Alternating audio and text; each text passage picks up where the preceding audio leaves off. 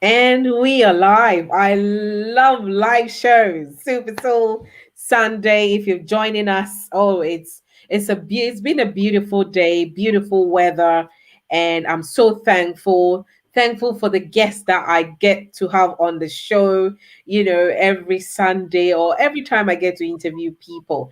And one thing that I love about my show is that even though it's my childhood dream come true, I get to interview ordinary people doing extraordinary things that we hear their stories to ignite someone. Because one thing I so believe is that we are all created for greatness. Each and every one of us have greatness in us.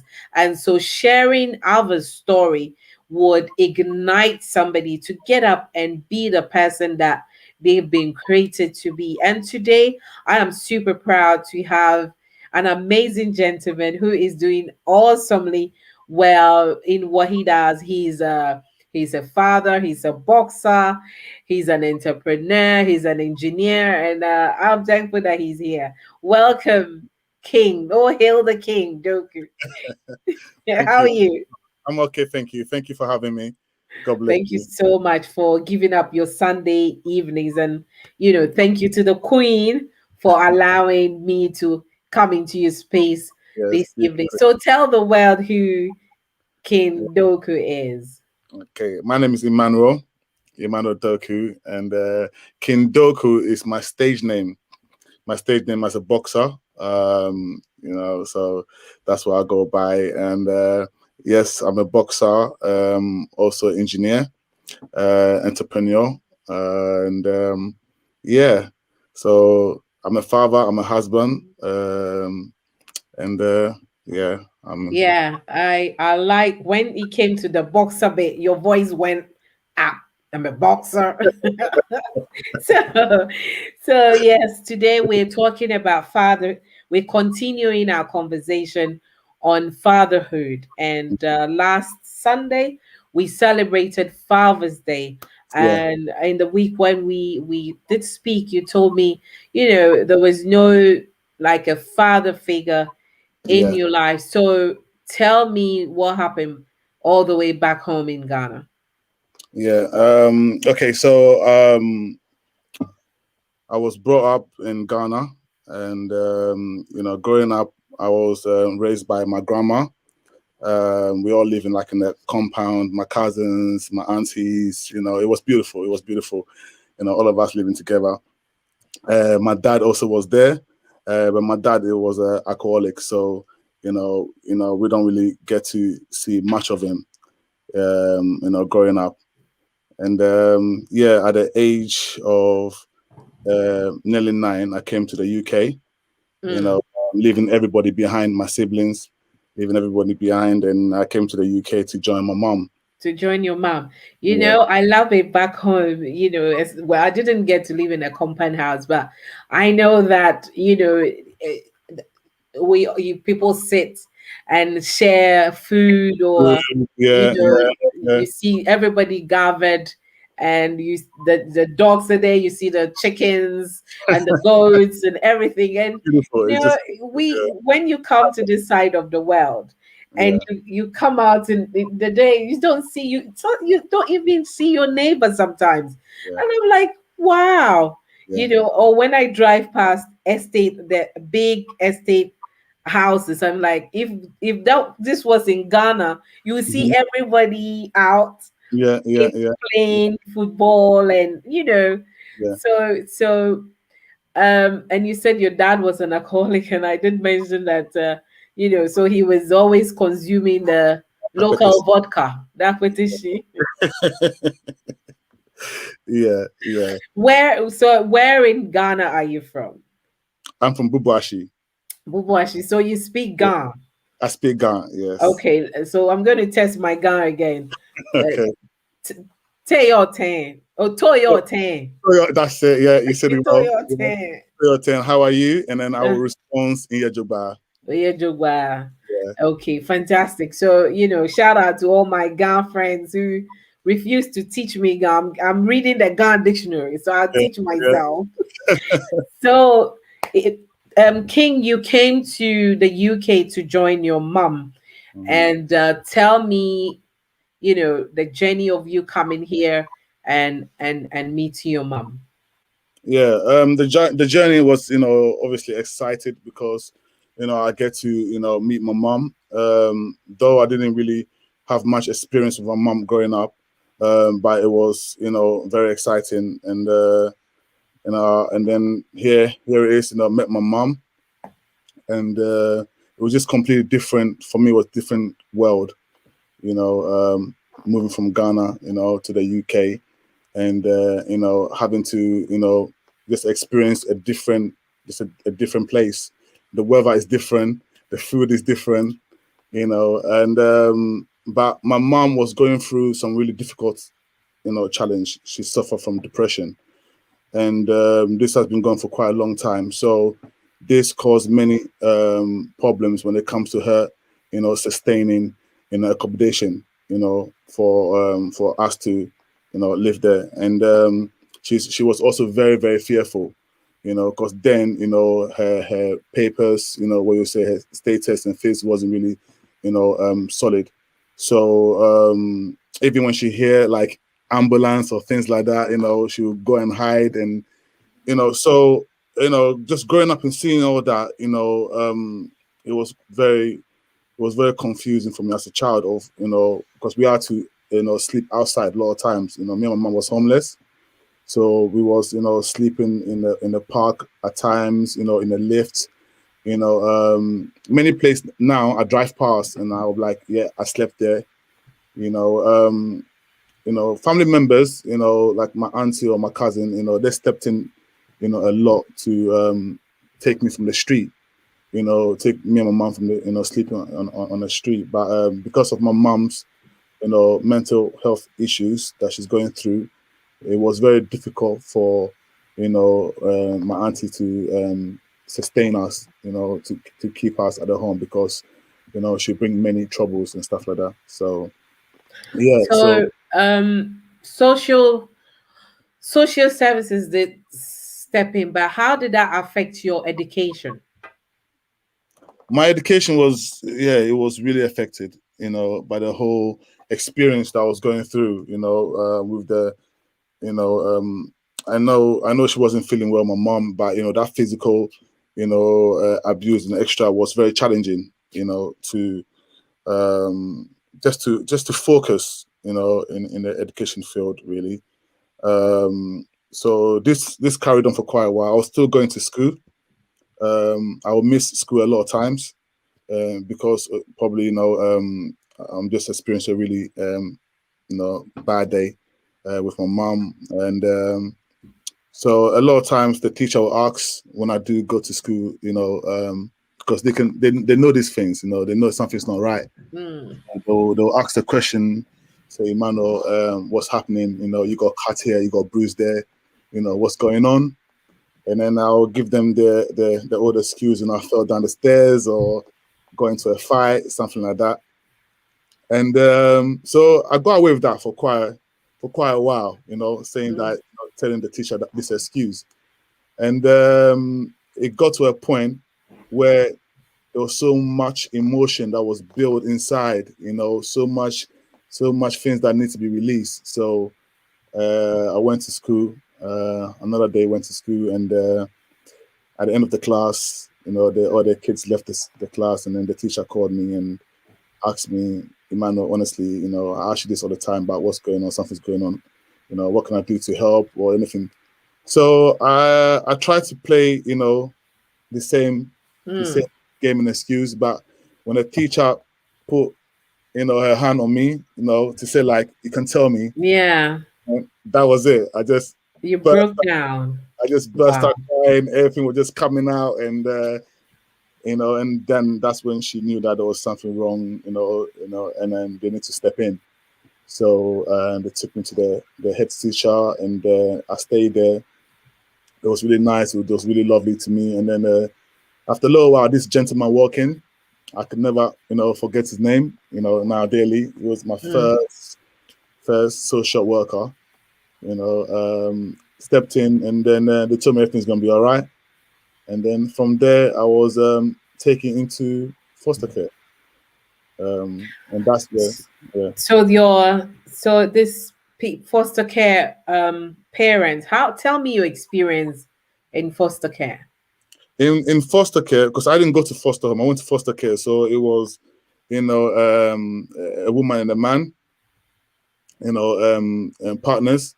Were they Africans? Were they white? Were They're from Barbados, and yeah, I think the both was from Barbados. mm, Correct, so there was my first foster parents, and I got to meet them. They was lovely. They loved me, and they set me in their home, and it was really lovely. I had a lovely, bedroom, lovely bed to sleep in. after sleeping in the park and the lift, and that was Yeah, luxury for you. yeah. No, it was luxury. I remember just because I've had many experiences of sleeping in a very very very cold day. Mm, So that was really something different. And but at times I'll run and go to my mom, because that is where I belong. mm, Mom, and I'm a really family person, because I grew up, like I said, back home all of us mm, was together. And, mm, so that is how I get my excitement, my energy, mm. from. So it gets lonely sometimes. And yeah, so they brought me up, and my mom will come there sometimes, and she'll try and claim me back as well. But so yeah, growing up, I just experienced a lot of drama with So mom. so when how long were you in that foster home for I was in before you moved on? I was in foster care first, and then I went to foster home, because my foster parents moved to Croydon. So that was too far for the living for the foster, to foster me for that far away. So Yeah. yeah, it was too far away. So I left there and went to another foster parent, and then from there, cutting story short, so I went to few foster parents Wow. before I went to foster home. So growing up, I experienced different cultures, and different upbringing, different areas, and so I wasn't quite stable, and there was no really strong father figure for me. Mm, There were so many mm, changes. There's so many different mm, changes. mm. Um, Wow. yeah. Wow. So then you ended up in prison. So this is King Doku, who, as we are all following his story, and then, from homelessness to foster care to foster home, and then to prison. What happened? Okay, so so growing up, I made a lot of friends, because friends was my family, so made a lot of friends. And then it came to the time where I had to leave and go to the living care team, where they look for a place for you now, and you go there. So I had my own place in Enfield, the island village, and I was staying there. And I was, I haven't really been, what can I say? I haven't been shown how to sustain living by yourself properly. Friends, bills, all those sort of things. And so my place was open to almost anyone. Like friends. So I couldn't really, know the bad ones and the good ones, the wrong company to keep myself around. So Uh, hold on there. So how old were you then? Is that how these boys, from what you're saying? So some of the boys, they grow up and then you go into this God by yourself. home. they Yeah. they, they supervise. So was it like a one bedroom flat, or is a house with other? No, so it's a just one bedroom flat, and you're just there now to To look after. fend for yourself. Yeah, just look after wherever you've experienced and gone through.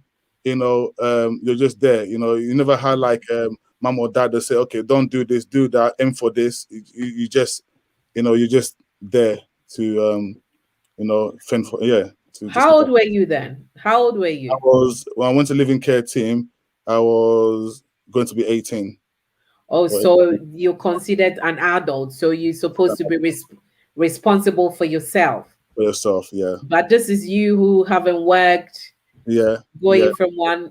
foster parent to another, and then now, okay. So, what about education? Did you drop out? Yeah, I mean, school. I dropped out of school. I love working with cars. So as a mechanic. So that was my first job that I was doing as a mechanic, and also I was doing plumbing with my last foster carer, because my last foster carer, and that's why I left. He was a plumber, Jamaican family, and from there I went to my own home. So I learned a bit of the trade as plumber, so that helped me a lot to really get into working and gain experience, to look after myself. But having the wrong crowd, having the wrong company around me is something that I wasn't able to really you know um, know the difference. Too tough. It was just more about, because I never received the love that I wanted. I never really received certain things. So it's like, I need, as long as I have my friends around me, I'm happy. You were happy, Yeah. and how did you make these friends? Um, these friends, I mean, some of them is just through the foster care. when Okay, when I was in the foster okay, care. Some of them just in the street. So it's easy for you to now start pulling towards like taking drugs, going doing things that you're not supposed to do, and then hang around with a group of friends that is just bad for me really. And it was me and my friend got into a heated moment, and where it didn't end so well for him. So that is how I end up going to prison. you boxed him out. Uh, Actually, no, I didn't really. It didn't really happen that way. Really, I didn't really box him out. It was more of a friend. He owed me money, and then I went to approach him. He got scared, trying to run, and then the mix of that, he injured himself when he fell, and then I got accused for it. So Wow. there was this. I mean, there's more to it, which You didn't kill anybody, did you? no, I didn't. That's the thing, because I'm not really like, because of what, I've never been like the violent type, Yeah. going out there causing trouble. I've always been the loving side, and Mm. The telling, cool king. yeah, just telling jokes and stuff like that. So I was really surprised when what happened. It happened, in my friend group, you know, Mm. and then I end up going to prison, and then my girlfriend at the time was pregnant. So I didn't really get to see the birth of my child. So that was a bit, I was locked away, and Wow. I was going through all this stress, and my home as well. I had someone that was living in my home, and they just obviously saw the opportunity, so they abused that. So whilst I was in prison, I was being told by that people are taking the stuff out of my property, and just abusing my home really. So that's how I lost everything. And Wow. yeah, so So tell me, time in prison. How long were you there for? I was in there for 2 years. I was there for 2 years in prison. It seems like a very long time. Yeah, uh I mean, nobody wants to go to prison. no, I don't think, but no. we see, we know people. We know some young guys who are locked up now. They're still there. And tell me what you go through over there. I mean, this is you. You've been there and you've come out. Yeah, when they say it's either you swim or drown. It's so real, because you go through so much, emotion. Your mind is just thinking and thinking, and the thought of suicidal came through my mind, and I never thought this would come, because I'm thinking, like, I've been through all this, I'm trying my best through the childhood, and now I'm here, and I've lost everything. Where else have I got to, like, I've lost To everything already. lose, yeah. Yeah. So the thought did came to my mind, and I quickly overcome that thought, and I rise, and I thought to myself, there's a lot of people, whilst I was in prison, I was saying to myself, there's a lot of people that can't really come out of that challenge Mm. of that suicidal, and I managed to do it. So then I became a listener. I became a counselor in prison to help other prisoners. Um, So you so became the Joseph in prison. yeah. So I'm,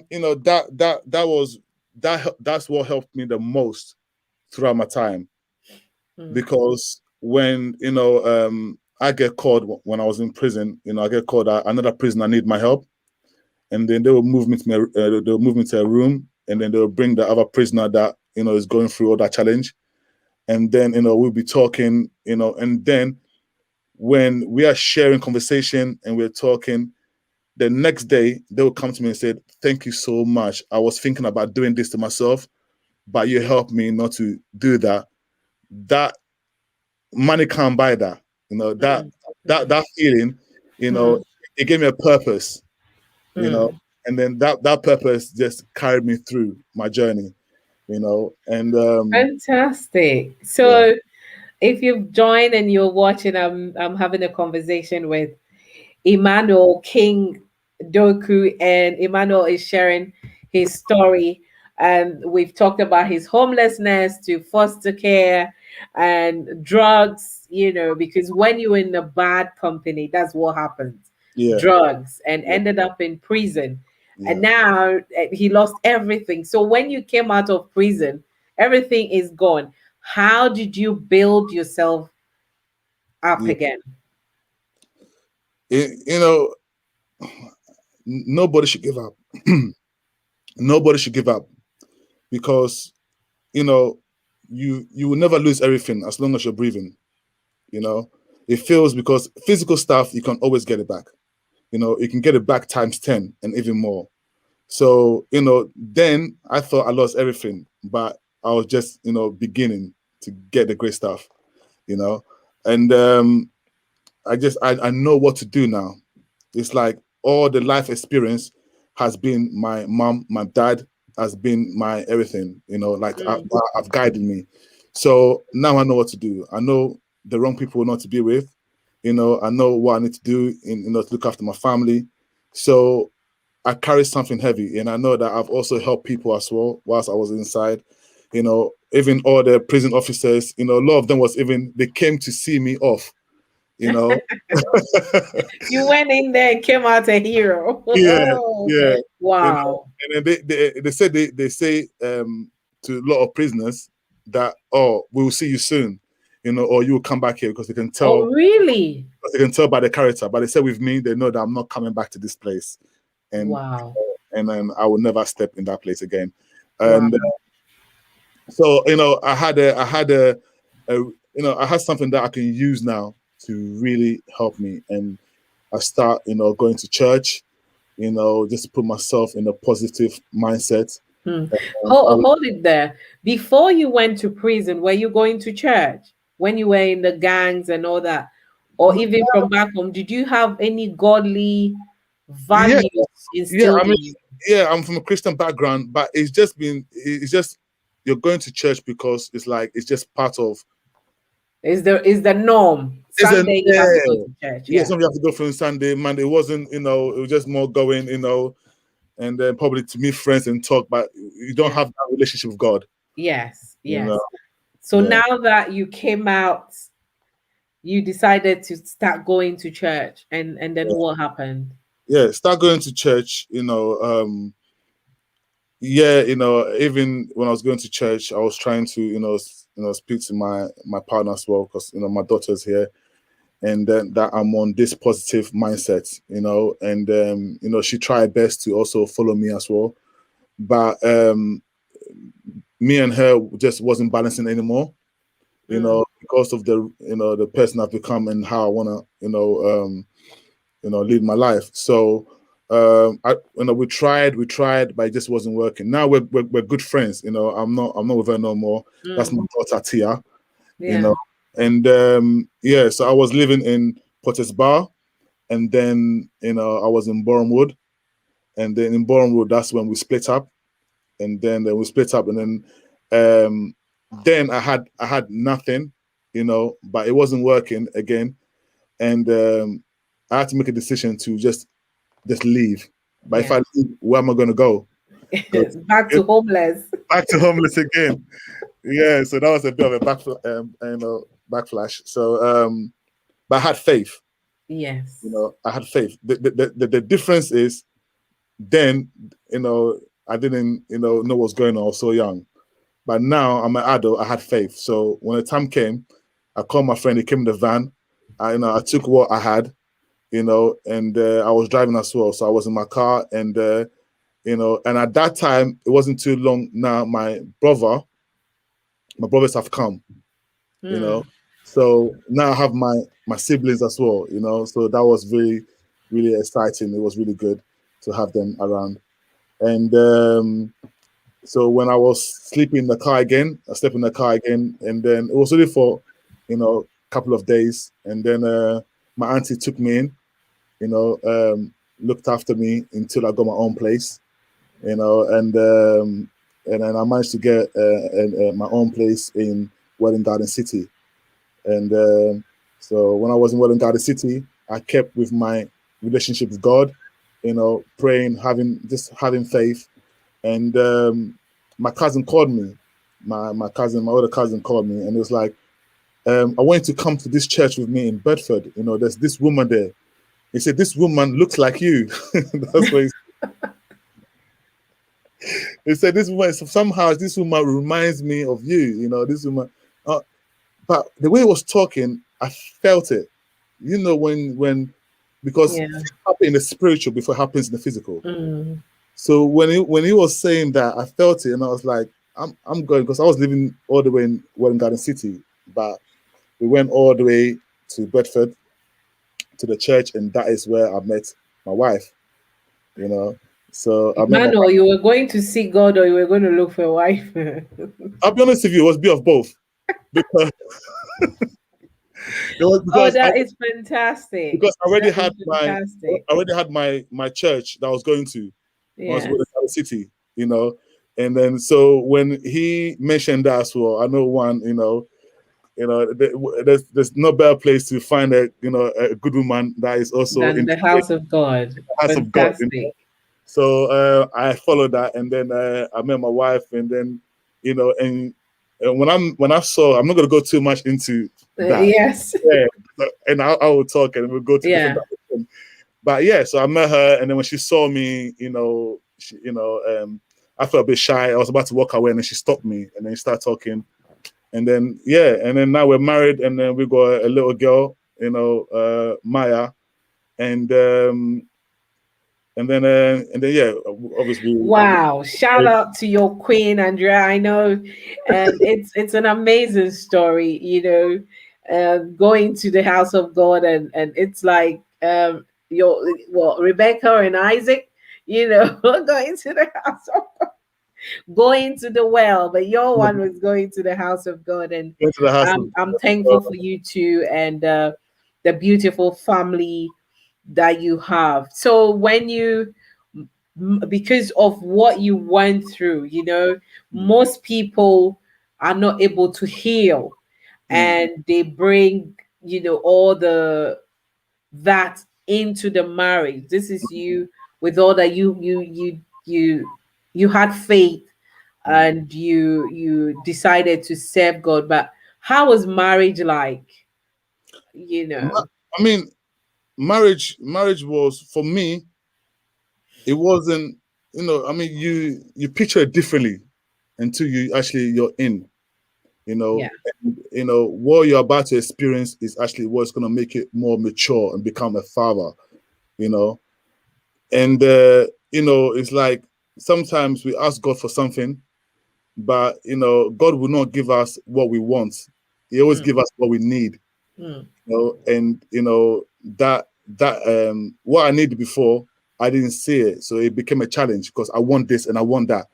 So I was, and I was fighting. I was, we went through quite a few, battle, storm, but all this was getting us ready. It was just preparing, it was just building our marriage, mm.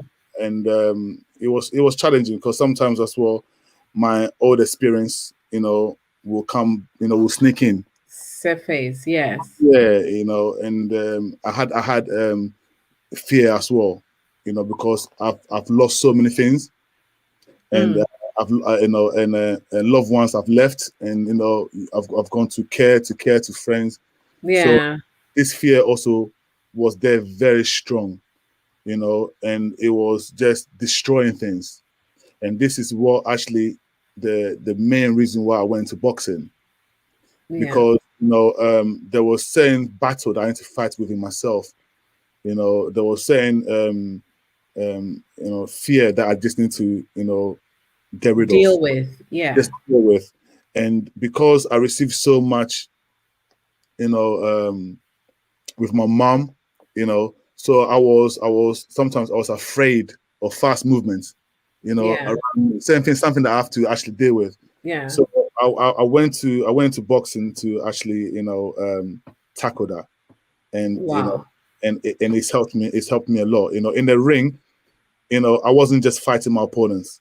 I was fighting something more than that. You're fighting your demons. I was fighting my demons, and I was playing to my wife sometimes. I'll be in a ring, with my opponent, and in the real world, if everything was okay, I'll win the fight all day long. But I go there with a fear, and all of a sudden, people won't see this, but I see myself small, and I see my opponent like a giant. Wow. And this was always letting me down. And my coach and all my coach, they were so frustrated all the time. I actually had this conversation because they know what they were seeing in the gym when I was training. They knew who I am, but in the ring, they couldn't quite understand what was happening.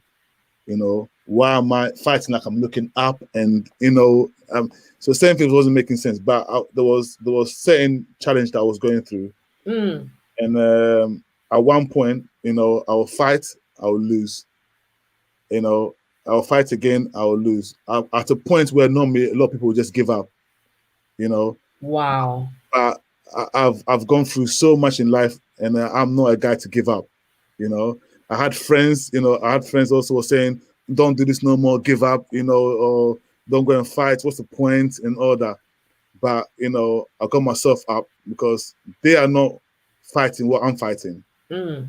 I know what I'm fighting. That's why I will always advise anyone that you have to be yourself, and Yeah.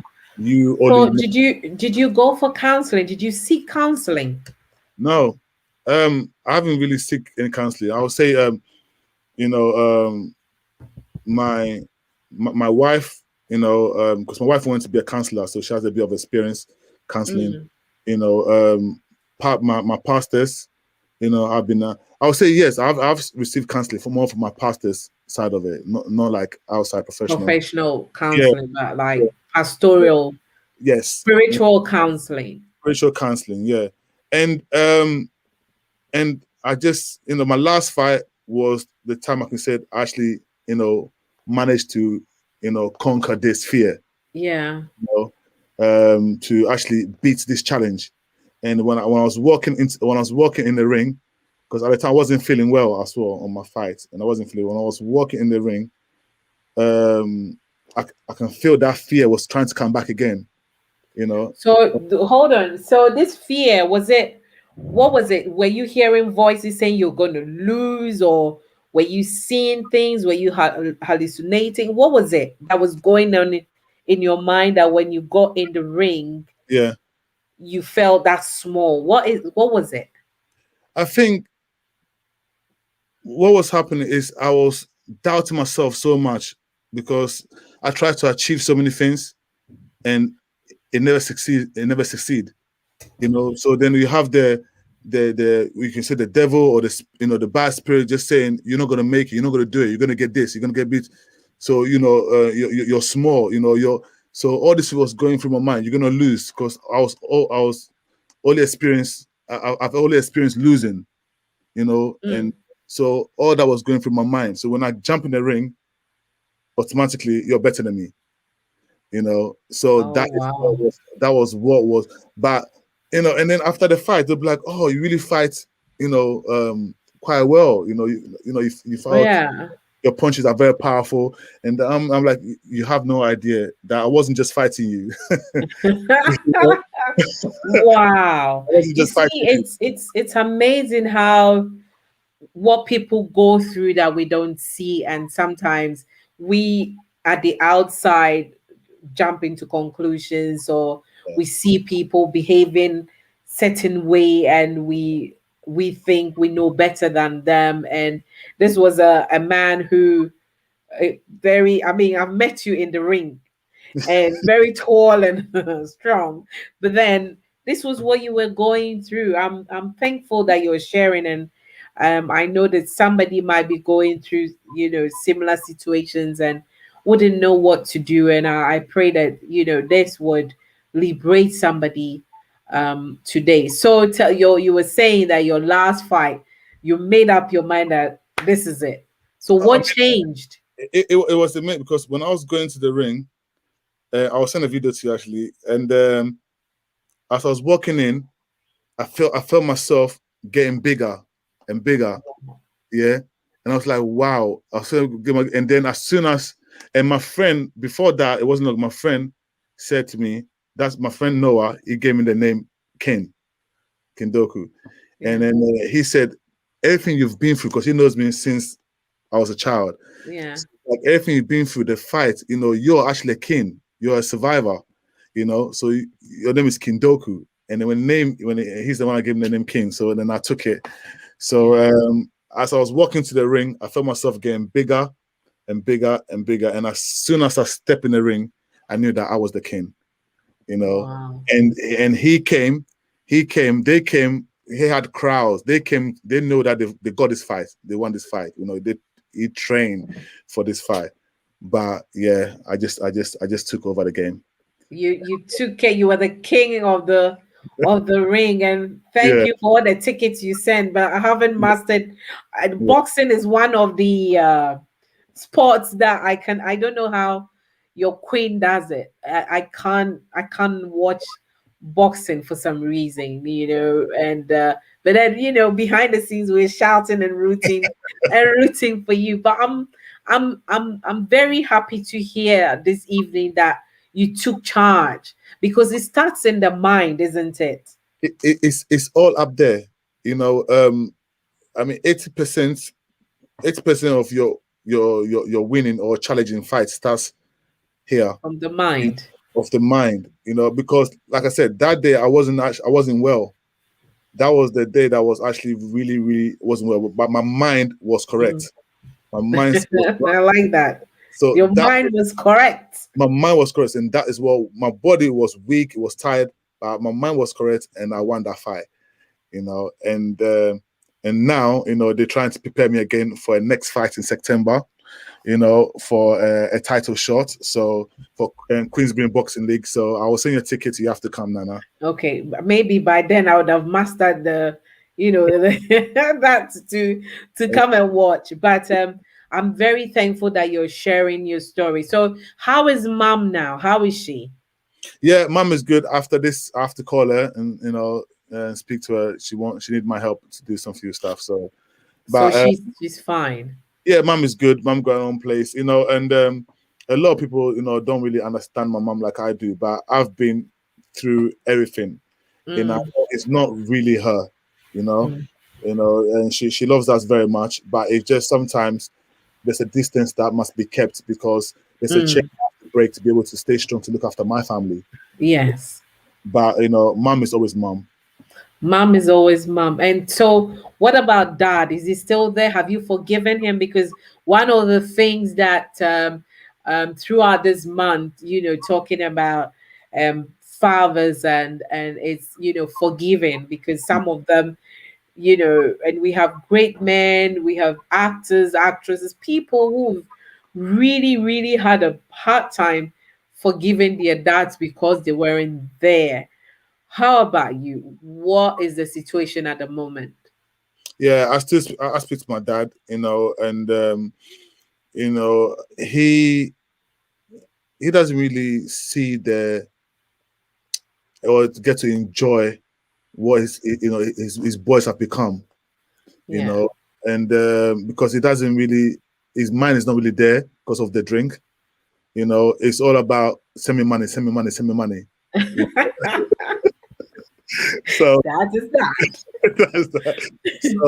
So sometimes it's painful because like my friend, I was at my friend's house and he said, "Oh, me and my dad had a good conversation today.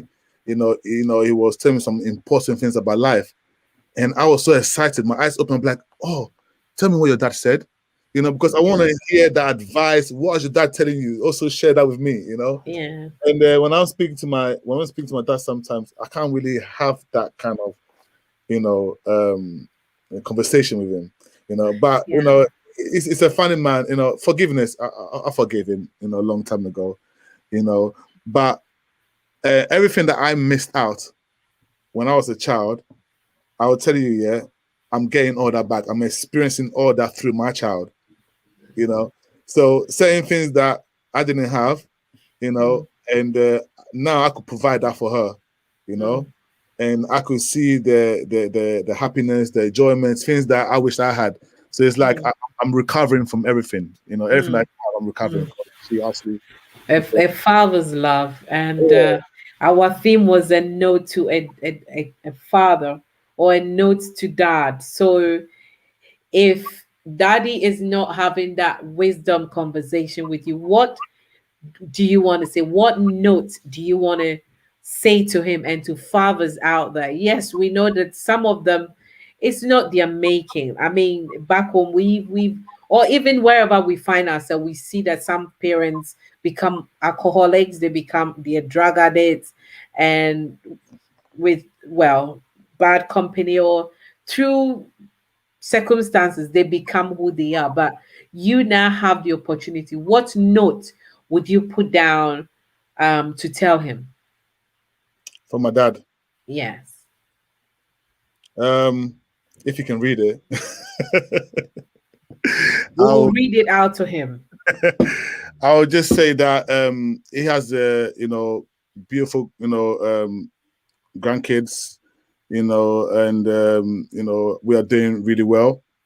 And basically, he needs to just to you know just step up, and if this is a message that's gonna go to him, just to step up and just try his best because if I can do it, through what I've been through, I'm sure that he can also, do it as a father and just get to know what's happening with his kids' life and also, the grandkids. There's so much that he can experience and enjoy, if he can just put the drinking aside and just, step Yeah, maybe you can take him to a rehab.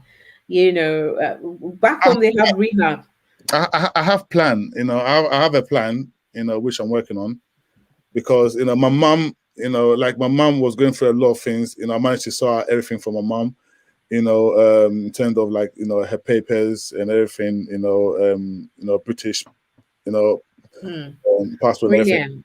Brilliant. Yeah. So, A wonderful son. yeah, yeah, and my brothers are doing really well. The little one, he's in the army. He's doing brilliant. My older brother as well, he's trying very well. You know, my mom is good. Yeah, she has the all days, and my dad, Hmm. I have a plan for my dad as well. Fantastic. I was supposed to go to Ghana last year March, but that's when the whole uh, Yeah, COVID. COVID started. But Yeah. I'm not giving up on him. Good. I'm not giving up on my dad. We only have one dad and only one mom.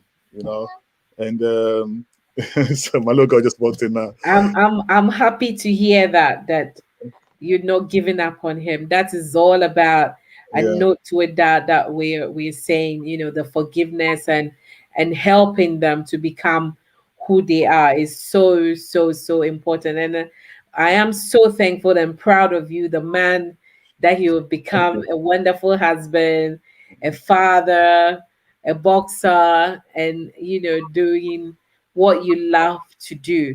Before we sign off, I want you to look in your camera and speak to the young men out there, the boys that have found yourself in gangs, and or Mm, somebody who is come out of prison, or mm, somebody in prison, because somebody's, oh, I watched you in the prison. So maybe if somebody will stumble um mm, on this conversation, mm. what would you say to them?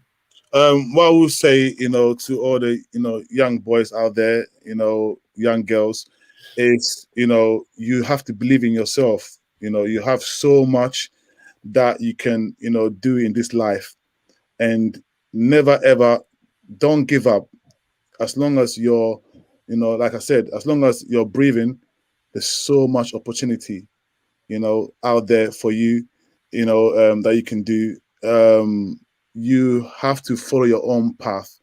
If you're following friends' path, because these days on social media, everybody just want to be, you know, all noticed and just all out there, and they're not really doing themselves. They're not really, being them. They're more putting on a mask.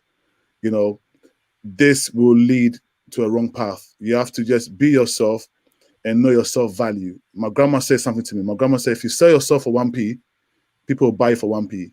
And if you sell yourself for £1, people will buy for £1.